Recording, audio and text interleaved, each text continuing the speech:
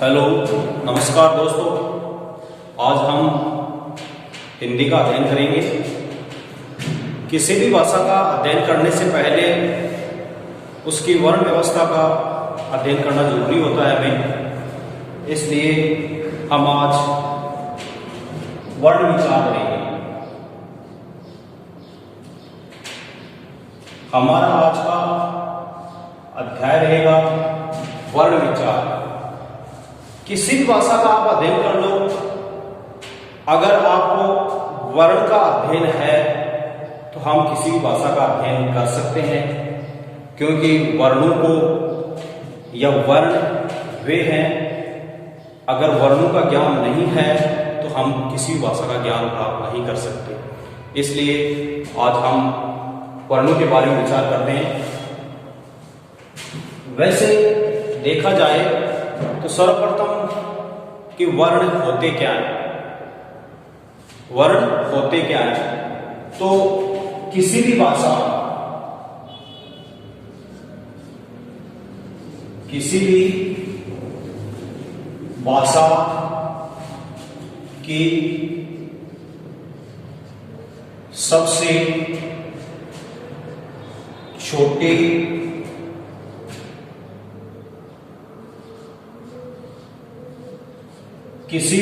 सबसे छोटी ध्वनि वर्ण कहलाते हैं। यानी किसी भी भाषा हो, कोई सी भाषा हो, यानी सबसे छोटी जो ध्वनि होती है उस ध्वनि को वर्ण कहा जाता है। अगली दूसरी परिभाषा देखेंगे हम।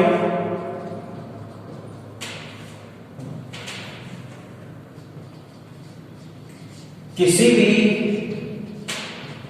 भाषा की वह ध्वनि जिसका अंतिम विभाजन कर दिया गया हो एवं आगे उसका विभाजन किया जाना संभव नहीं होता है, वर्ण कहलाते हैं। यानी कि किसी भी भाषा की सबसे छोटी ध्वनि वर्ण कहलाती है। या दूसरी परिभाषा देखी जाए तो जिसमें क्या आएगा कि किसी भी भाषा की वह ध्वनि जिसका अंतिम विभाजन कर दिया गया हो एवं आगे उसका विभाजन किया जाना संभव नहीं होता है, वर्ण कहलाते हैं। तीसरी परिभाषा देखते हैं हम। तीसरी परिभाषा रहेगी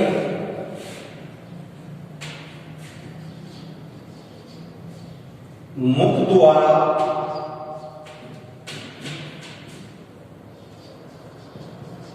हमारे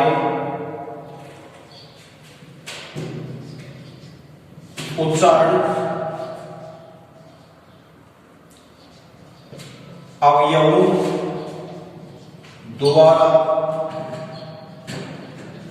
उच्चारित ध्वनि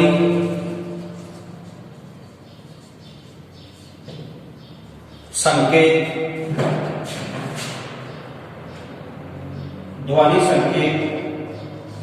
वर्ण कहलाते हैं। तो देखो दोस्तों, हमने देखा कि वर्ण है। वर्ण की हमने तीन परिभाषा देखी। किसी भी भाषा की सबसे छोटी ध्वनि वर्ण कहलाती है। दूसरी परिभाषा देखी जाए तो किसी भी भाषा की वह सबसे छोटी या फिर वह ध्वनि जिसका अंतिम विभाजन कर दिया गया हो, आगे विभाजन किया जाना संभव नहीं होता है। तीसरी परिभाषा है कि हमारे मुख में या हमारे उच्चारण जो अवयव है, उन उच्चारण अवयवों द्वारा उच्चारित जो ध्वनि संकेत होते हैं, उन ध्वनि संकेतों को वर्ण कहा जाता है। अब आगे देखो, हम देखते हैं कि वर्णों की परिभाषा हो गई। आगे देखते हैं हिंदी में वर्ण होते कितने।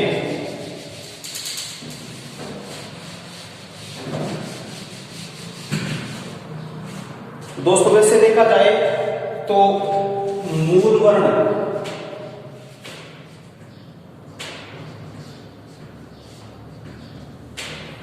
मूल अर्थात मूल का अर्थ होता है जड़ एवं मूल वर्ण। हिंदी में मूल वर्ण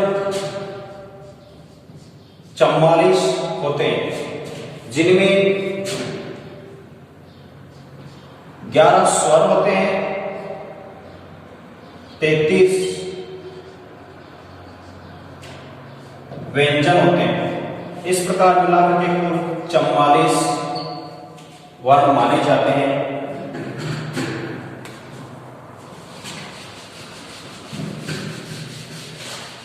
आगे जैसे देखा जाए प्रत्येक चीज का विकास चलता रहता है, तो हमारी हिंदी भाषा का भी विकास हमारी व्याकरण वेताओं ने जैसे जैसे अध्ययन किया तो नए नए वर्णों का खोज की उन्होंने। तो इस प्रकार जैसे देखा कि कुल वर्ण हिंदी में कुल वर्ण 52 माने जाते हैं। कुल वर्ण 52 माने जाते हैं, जिनमें देखा जाए तो 11 स्वर ऐसे लेकर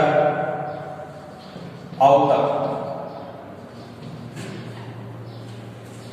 33 व्यंजन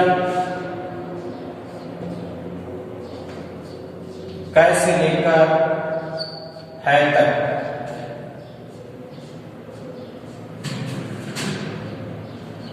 दो वर्ण होते हैं उच्छिष्ट वर्ण, या फिर हम इनको ताड़नजात वर्ण भी कहते हैं। ये होते हैं ड़ और द। दो वर्ण होते हैं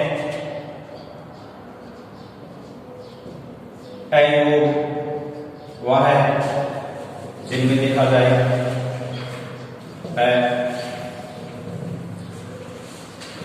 और है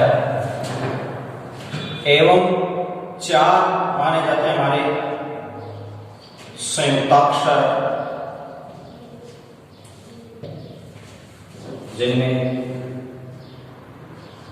अक्षर, त्रय, गे एवं अंतिम रहेगा हमारा श्रय।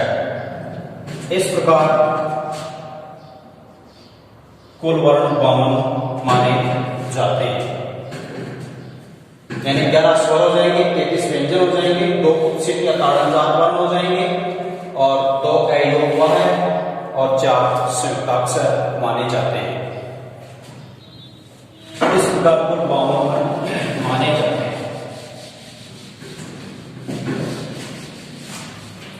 अब हिंदी में जैसे हमने देखा कि वर्ण मूल वर्ण 44 होते हैं, कुल वर्ण 52 होते हैं।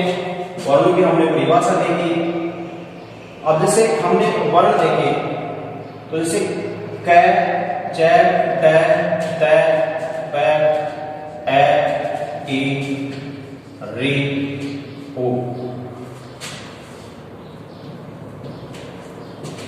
ये देखे जाए तो क्या आते हैं, हमारे वर्ण कहलाते हैं। यानी इनका अंतिम विभाजन करना असंभव होता है। यानी किसी भी ध्वनि का अंतिम विभाजन कर दिया गया हो, वो होते हैं हमारे वर्ण। जैसे क, च, ट, त, प, ए, ई, री, उ। अर्थात इनका अंतिम विभाजन कर दिया गया, आगे विभाजन किया जाना संभव नहीं होता है, इसलिए ये वर्ण माने जाते हैं। वर्णों के बाद से देखा जाए तो हमारे आती है वर्णमाला। यानी वर्णमाला किसे कहते हैं? यानी प्रत्येक भाषा की मूल ध्वनियां होती हैं, प्रत्येक भाषा की मूल ध्वनियां होती है। देखा जाए तो वर्णमाला प्रत्येक भाषा की मूल ध्वनियों या फिर वर्णों के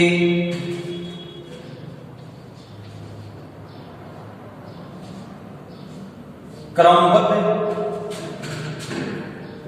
यानी वर्णमाला किसी भी भाषा की मूल ध्वनियों या वर्णों के क्रमबद्ध समूह को वर्णमाला कहा जाता है।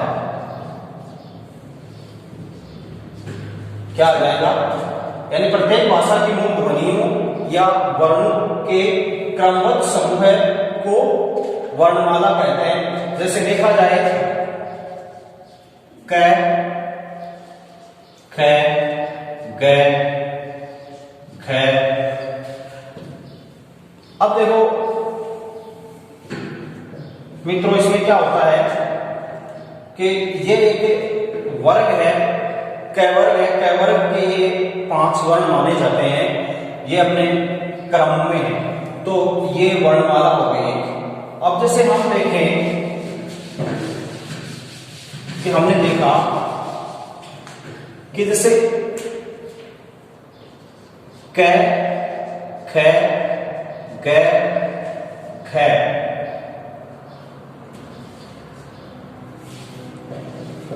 ये एक वर्ग है, कैवर्ग है। कैवर्ग के 5 वर्ण हैं। इनमें देखो जो ये वर्ण है, अंतिम वर्ण है, पंचम वर्ण जिसको कहा जाता है, इस पंचम वर्ण को लेकर के बहुत से विचार होते हैं या अलग अलग तथ्य होते हैं। तो जैसे देखा जाए इसके उच्चारण को लेकर के त्रुटियां होती है। हमारे सामने 3 वर्ण है।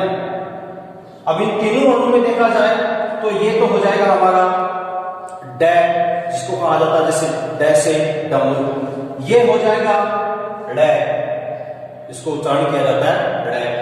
अब अंतिम हमारा ये वर्ण रहा। इस वर्ण को हम हिंदी भाषा में अगर दर्शाएं तो ंग के रूप में बोलते हैं, यानी कि बहुत से लोग इसका ड उच्चारण करते हैं, वो अशुद्ध उच्चारण माना जाता है। इसका शुद्ध उच्चारण रहेगा ंग, यानी क, ख, ख, ख, ंग, अर्थात ड इसका उच्चारण नहीं किया जाएगा। अगर ड हम उच्चारण करेंगे तो ड अलग से ये रहेगा।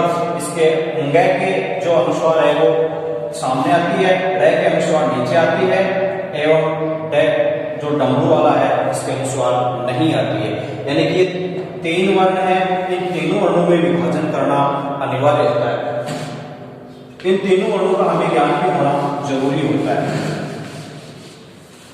अब वैसे देखा जाए तो हमारी जो हिंदी भाषा है वो विश्व की सभी भाषाओं में वैज्ञानिक रूप लिए हुए, सभी भाषाओं में वैज्ञानिक रूप लिए हुए सबसे ज्यादा सटीकता या पूर्णता देखा जाए तो हमारी हिंदी भाषा में होती है। अब वर्णों में आगे देखो हम देखते हैं कि वर्णों के भेद, वर्णों के भेद, वर्णों के भेदों को लेकर देखा जाए तो हिंदी भाषा में वर्णों को 2 भागों में विभाजित किया जाता है। कितने भागों में? 2 भागों में। सर्वप्रथम एक स्वर, दूसरा रहेगा व्यंजन। यानी हिंदी भाषा में वर्ण है, उन वर्णों को 2 भागों में विभाजित किया जाता है, स्वर एवं व्यंजन। आज हम स्वरों के बारे में अध्ययन करेंगे। देखो स्वर किसे कहते हैं। देखो स्वर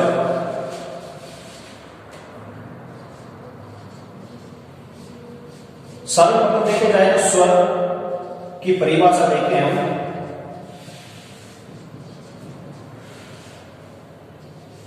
स्वर की परिभाषा देखो मित्रों, इसमें क्या है, स्वर है। स्वर की परिभाषा देखी जाए तो स्वर अपने आप में परिपूर्ण होते हैं। जो हमारी परिभाषा देखी जाए तो स्वर क्या होते हैं, तो स्वर वे ध्वनियां होती हैं, यानी ऐसी ध्वनियां जिनका उच्चारण करने में अन्य किसी ध्वनि की सहायता की आवश्यकता नहीं होती है। यानी ऐसी ध्वनियां जिनके उच्चारण में अन्य किसी ध्वनि की सहायता की आवश्यकता नहीं होती है स्वर कहलाते हैं। स्वर अपने आप में परिपूर्ण होते हैं, अधूरे नहीं होते। अर्थात इनकी परिभाषा देखी जाए तो ऐसी ध्वनियां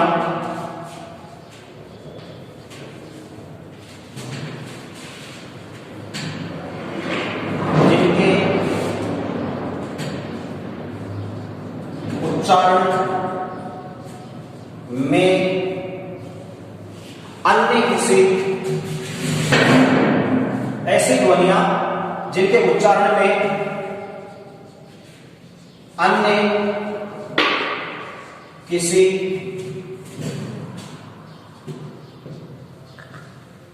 ध्वनि की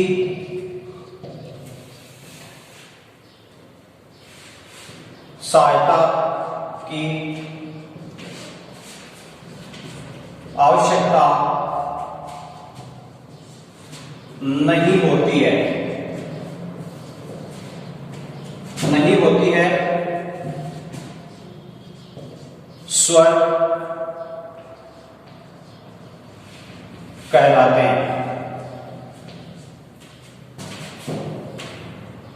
यानी ऐसी ध्वनियां जिनके उच्चारण में अन्य किसी ध्वनि की सहायता की आवश्यकता नहीं होती है वे ध्वनियां क्या कहलाती है? स्वर कहलाती है।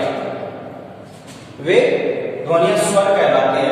दूसरी परिभाषा देखें, दूसरी परिभाषा में हम देखते हैं कि ऐसी ध्वनियां जिनके उच्चारण में हवा फेफड़ों से उठ करके मुख विवर से बिना किसी रुकावट के, बिना किसी घर्षण के, बिना किसी बाधा के मुख विवर से बाहर निकल जाती है, वे ध्वनियां स्वर कहलाती है। अर्थात स्वरों का जब हम उच्चारण करते हैं तो हमारे जो स्वर तंत्र हैं या फिर हमारे जो उच्चारण अवयव हैं वो हमारे स्वरों पर या स्वरों को रुकावट पैदा नहीं करते हैं। स्वर निर्बाध रूप से बिना किसी रुकावट के, बिना किसी घर्षण के मुख विवर से बाहर निकल जाते हैं, वे ध्वनियां स्वर कहलाती है।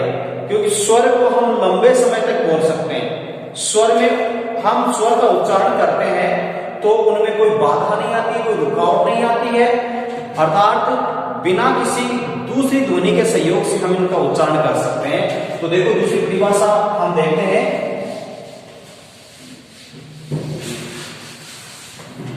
स्वर की परिभाषा में दूसरी परिभाषा देखते हैं।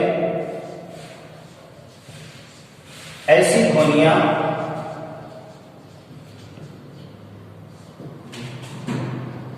जिनके उच्चारण में हवा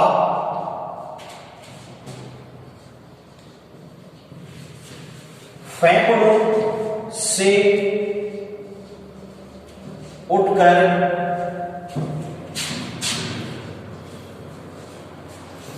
बिना रुकावट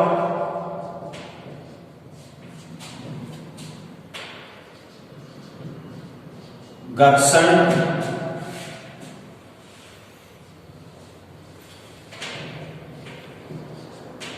निर्बाध रूप से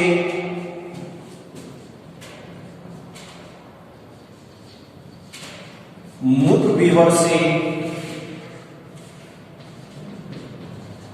बाहर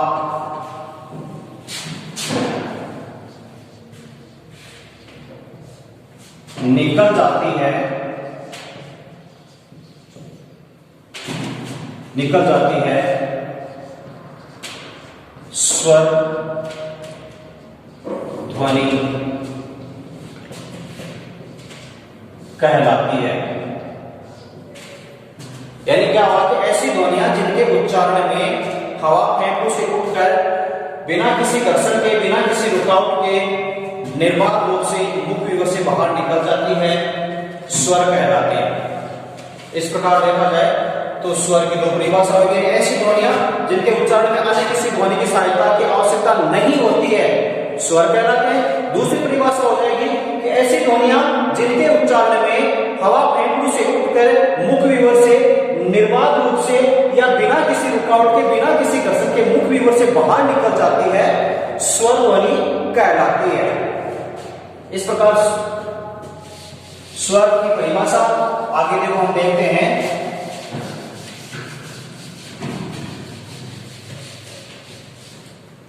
स्वरों के भेद या स्वरों के प्रकार, आगे हमारा जो टॉपिक रहेगा वो रहेगा स्वरों का वर्गीकरण।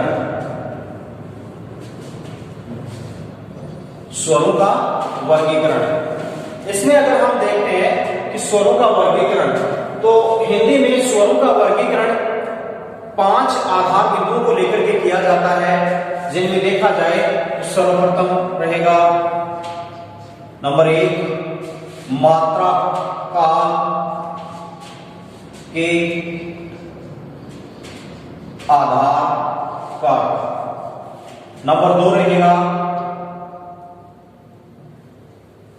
नंबर 1 मात्रा काल के आधार पर, यानी मात्रा काल होता है समय की स्थिति को लेकर के, यानी मात्रा काल के आधार पर। नंबर 2 देखा जाए तो नंबर 2 में आ जाएगा उच्चारण स्थान के आधार पर। नंबर 3 रहेगा जिह्वा की क्रियाशीलता के आधार पर।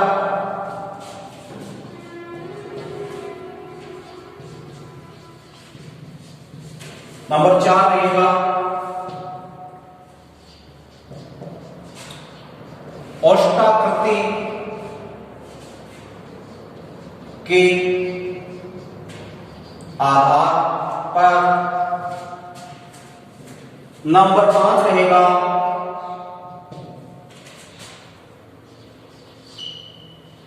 मुखाकृति के आधार पर। तो स्वरों का अगर हम वर्गीकरण देखते हैं तो स्वरों का वर्गीकरण 5 आधार बिंदुओं को लेकर किया जाता है। मात्रा काल के आधार पर, उच्चारण स्थान के आधार पर, जिह्वा की क्रियाशीलता के आधार पर, औष्ठाकृति के आधार पर एवं मुखाकृति के आधार पर, यानी स्वरों का वर्गीकरण 5 आधार बिंदुओं को लेकर के किया जाता है। इस प्रकार स्वरों का वर्गीकरण 5 आधार बिंदुओं को लेकर के किया जाता है। तो दोस्तों, आज की क्लास आपको कैसी लगी कमेंट में आप दर्शाना एवं